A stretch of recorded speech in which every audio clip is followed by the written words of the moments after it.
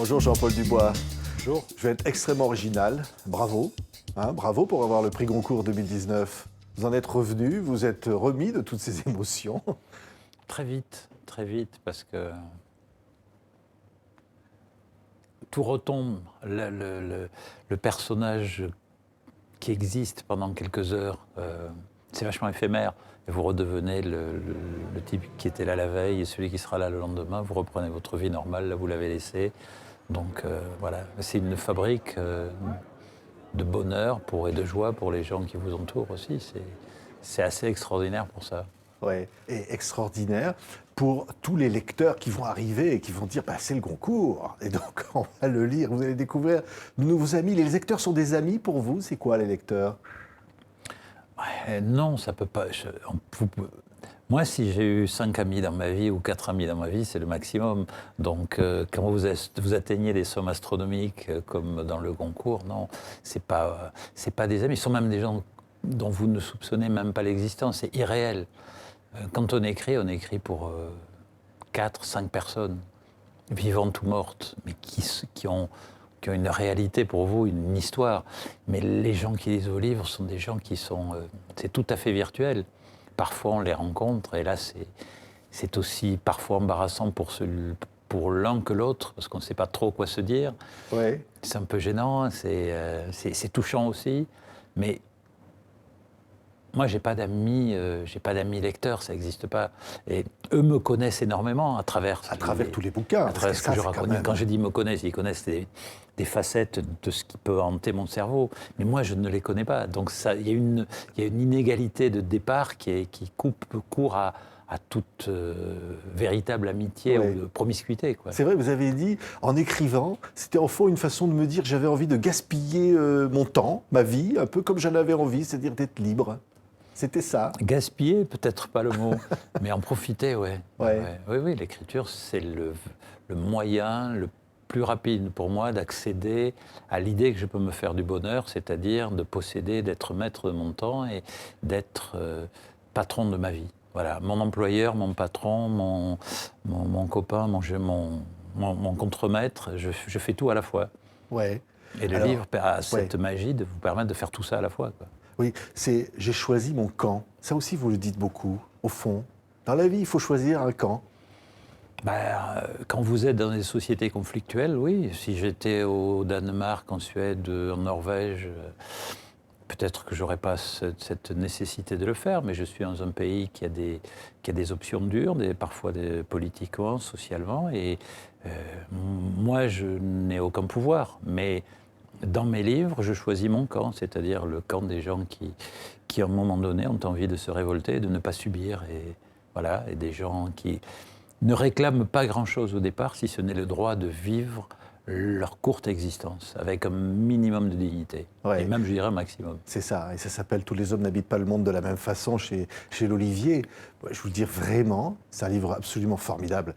Et même s'il n'avait pas le Goncourt, je vous le dirais. Et alors, c'est Paul Hansen, et ça se passe d'abord dans une prison du côté de Montréal, au Canada. Et alors, c'est vrai que cette prison, au fond, c'est une porte ouverte sur une forme de liberté, au fond, pour lui, pour ce personnage. Oui, c'est la liberté c'est le silence, l'enfermement, l'isolement qui permettent comme vous pouvez l'avoir aussi en liberté, mais là c'est une contrainte qui l'oblige à repenser ce qu'a été sa vie, à refaire le parcours de son existence, de toute sa première jeunesse jusqu'au moment où il a commis un geste qui l'envoie pour 2 ans de prison. Et c'est ce huis clos qui va partager avec... un personnage truculent et attachant, au fond. Hanson. Qui est une brute adorable. Fan de Harley Davidson. Voilà, qui est quelqu'un qui a une vision du monde radicalement différente. Mais là aussi, c'est l'association de 2 visions du monde, de 2 conceptions de la réalité qui sont différentes, qui vont devoir cohabiter dans un périmètre extrêmement restreint. Comme dans une autre partie du livre, 68 copropriétaires doivent cohabiter. Et là, il y a des facilitateurs, c'est-à-dire des gens qui vont rendre la vie plus possible, plus acceptable, plus vivable. Et il y a des emmerdeurs, des briseurs de cohérence qui vont au contraire durcir la vie. Et dans la prison, tous les deux, ils vont se construire un monde improbable qui va tourner autour de choses éminemment simples, mais où chacun va comprendre petit à petit les préoccupations, le monde et l'univers de l'autre, et ils vont habiter ce petit monde à leur façon, chacun à leur façon. Ouais. Alors ce qui est extraordinaire, c'est ce va-et-vient entre évidemment la prison, son univers. C'est une prison qui est un personnage hein, dans l'histoire, qui vous avale, qui déglutit. Les premières lignes du livre vous font entrer tout de suite dans cet univers. Et puis en même temps, le souvenir, parce qu'il y a les morts qui sont présents, parce qu'il y a beaucoup de morts dans son existence, et on va découvrir au fur et à mesure ce qu'a été sa vie. Et alors, on ne peut pas raconter évidemment tout le livre, mais on va parler d'un pasteur, on va parler d'un cinéma, on va parler de l'orgamon, on va parler de bagnoles, on va parler de films, on va parler de plein de choses finalement qui racontent au fond la vie. Oui, c'est exactement ça, c'est tout ce qui fait une vie, tout ce qui fait, qui jalonne l'existence d'un enfant qui naît dans une famille singulière, multiculturelle, parce que vraiment le Danemark et la France, c'est pas du tout le même monde, et qui va cheminer là-dedans entre une mère athée, un père qui a une foi fragile, mais qui exerce le métier de pasteur, et puis tout ça va se déplacer dans d'autres pays.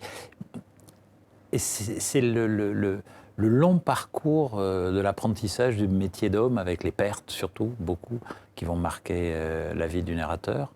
Et finalement, un endroit où il va s'épanouir au contact des autres et puis construire un petit monde, mais sans le vouloir réellement. Oui. C'est une organisation qui va se mettre en place, dont il va être le pivot. Il va voir la mort arriver, le bonheur.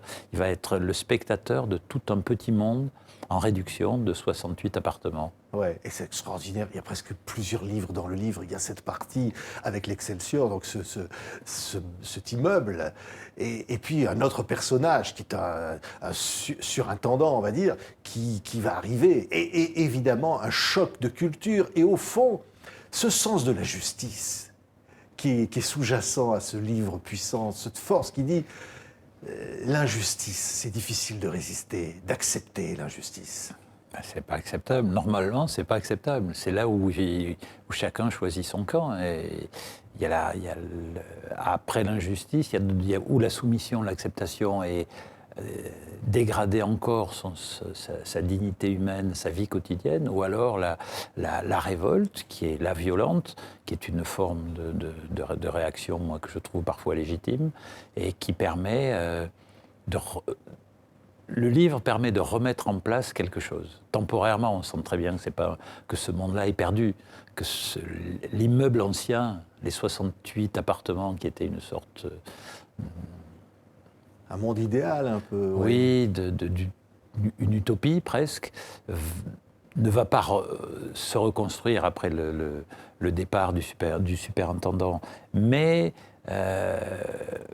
quelque chose est remis dans l'ordre, quoi. La violence a freiné, mais c'est exactement ce qu'on voit en politique, c'est une réduction de... Il y a un moment où une révolte qui fait reculer un pouvoir quel qu'il soit, et on sent que le pouvoir sera là, puis si c'est pas celui-là, ça sera un autre, et qu'il y aura toujours un antagonisme pour reconquérir ce qu'on ne veut pas nous donner, c'est-à-dire du temps, de la respectabilité. Donner du temps aux gens, c'est déjà leur faire preuve d'un énorme respect, leur donner le droit de vivre, de choisir leur existence, ne pas tout le temps les humilier par des horaires violents, Donc, c'est un antagonisme permanent. On a parlé de lutte des classes bien avant moi, mais c'est ça sous une autre forme dans le monde moderne. Oui, ouais. Et si tout le monde n'habite pas le monde de la même façon, il y a une forme d'humanité qui est absolument formidable dans ce que vous écrivez. C'est qu'au fond, la force de l'humain est là. Et qu'au fond, on ne peut pas broyer. On peut broyer l'humain, mais l'humain a une forme de résistance. Et on sent une tendresse très forte pour ça dans vos mots, dans vos écrits. Dans les mots, peut-être. Dans la vie réelle, moins, parce que je serais plus éruptif que le personnage, parce que je trouve ça très dur. J'ai beaucoup de mal à accepter toutes les formes d'inégalité ou d'injustice. ça tient à mon éducation, je pense, mais c'est quelque chose qui est très dur. Et ce livre-là, ça permet aussi de remettre devant le personnage principal, qui est le superintendant. C'est un type qui existe, que je connais depuis 20 ans. Et le matin du prix Goncourt, je l'ai appelé 1 heure après, avec le décalage horaire, j'ai attendu que ça passe un peu, et je lui ai dit, Serge, il s'appelle Serge, tu as gagné le prix Goncourt. Et je sais que c'est un truc qui l'a profondément touché. Et moi, ça m'a fait un énorme plaisir de l'appeler, rien que pour ça. Et c'est une manière aussi de lui dire, voilà, ton histoire est reconnue, cette forme de vie que tu as inventée dans cet immeuble qui n'est que de 68 appartements, mais ce petit monde que tu as fabriqué pendant 20 ans à force d'intelligence, de douceur, de respect, de disponibilité, mais aussi, bon, il a obtenu ce respect à l'intérieur de l'immeuble, parce que contrairement à la narration du roman, lui, il est considéré comme Dieu vivant. Donc il a réussi ça, quoi. Et je voulais lui dire que dans une histoire, raconter, ce personnage fait l'unanimité. Donc il avait gagné le concours. Oui, c'est vrai. Et alors, quand on parle de vous 2 secondes, Jean-Paul Dubois, parce que vous aimez tondre votre gazon. J'aime pas ça. C'est la vie. Et puis réparer la C'est le couture. gazon qui m'aime, surtout. Ouais. Et puis de temps en temps, comme ça, il y a une histoire qui vous tombe dessus, quoi, qui arrive comme ça. Ça vient comme ça, un livre. Ça vient parce qu'avant, il y a eu 40 ans ou 50 ans de rencontres avec des événements, des gens qui s'imprègnent en vous. L'éducation, il y a eu la rencontre, il y a mes parents, il y a tous les gens qui m'ont entouré, qui m'ont appris le monde, qui m'ont appris à m'en servir d'une certaine façon. J'ai travaillé avec des cinglés pendant très très longtemps, avec des marginaux aux États-Unis où je ne rencontrais que ça. Et tout ça vous imprègne, tout ça fait qu'un jour, quand vous avez raconté une histoire, vous êtes fabriqué par ce monde que vous avez traversé et tous ces gens qui vous ont appris ou choqué par quelque chose. Donc vous n'êtes que le fruit, le point ultime de toutes ces rencontres, quoi. Et un livre, ça se fabrique avec ça. Ça se fabrique avec des morts qu'on a en nous, ça se fabrique avec des gens qu'on aime, avec des chiens, avec des tondeuses à gazon. Mais Ils sont tous dans le livre. Hein. Mais oui, mais les tondeuses à gazon, l'herbe pousse, elle a une odeur phénoménale au printemps, vous tondez ça, ça fait partie de la vie. Le livre, c'est la continuation de la vie par d'autres moyens, pour reprendre une formule classique. Oui. Il y a juste une citation, il dit il y a une infinité de façons de gâcher sa vie. Mon grand-père avait choisi la DS-19 Citroën et mon père le canal clérical. Hein? C'est pas idiot, parce qu'à l'époque dont je parle, les DS Citroën étaient considérées comme des voitures létales, parce que quand j'étais gamin, les plafonds étaient en plexiglas, explosaient et vous éjectaient, donc c'était des engins de mort. Et la voie cléricale, pour moi, c'est une des façons les plus radicales de broyer sa vie, quoi. De la gâcher, de se rendre malheureux, de rendre malheureux les autres en leur apprenant des trucs qu'ils ne devraient jamais savoir. Mais bon, ça, c'est mes lui. C'est pas évident, quand sa femme tient un cinéma qui passe gorge profonde, d'être pasteur à côté dans l'église. Hein. Par exemple. Non, mais moi, j'aurais été pasteur. Il y a de l'humour aussi, on va dire. Ça ne m'aurait pas déplu. Il y a de l'humour dans le livre. Mais c'est un film qui avait fracturé la société nord-américaine et européenne à sa sortie sur des critères sociétaux, quoi. C'est un film porno, mais ça allait au-delà de ça. Et ça avait été un clash terrible. Donc, c'est pour ça que j'ai choisi ce film, qui en plus a une histoire diabolique, parce qu'il avait été, été réquisitionné. Vous le racontez, c'est absolument incroyable. Les encaisseurs de la mafia faisaient tous les cinémas américains et venaient en liquide empocher les recettes du film, qui ne sont jamais allées ni aux acteurs ni aux réalisateurs. Ce qui est fou, c'est que vous êtes un conteur, parce que toutes ces histoires sont dans l'histoire et vous nous en racontez beaucoup. Hein, tous les hommes n'habitent pas le monde de la même façon. Formidable conteur. Au fond, un écrivain, c'est aussi un conteur. Je crois que c'est un type qui a eu la chance d'avoir une mère qui lui racontait des histoires, un père qui lui racontait des histoires, et qui a gardé ce goût.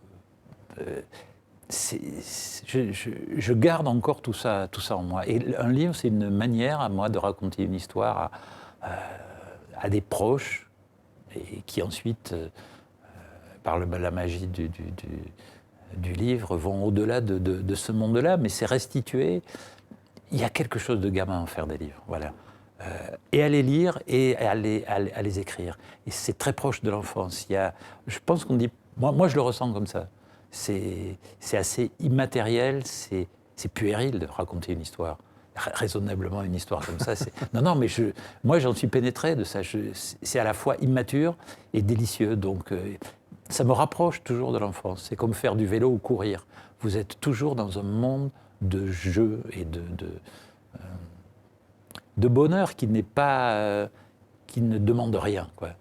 Vous le fabriquez vous-même, c'est très proche de ça.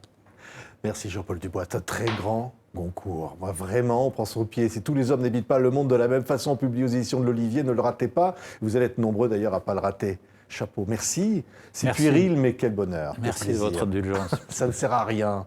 Mais comme disait l'autre, ce qui ne sert à rien n'a pas de prix. Oui, exactement. C'est un bonheur.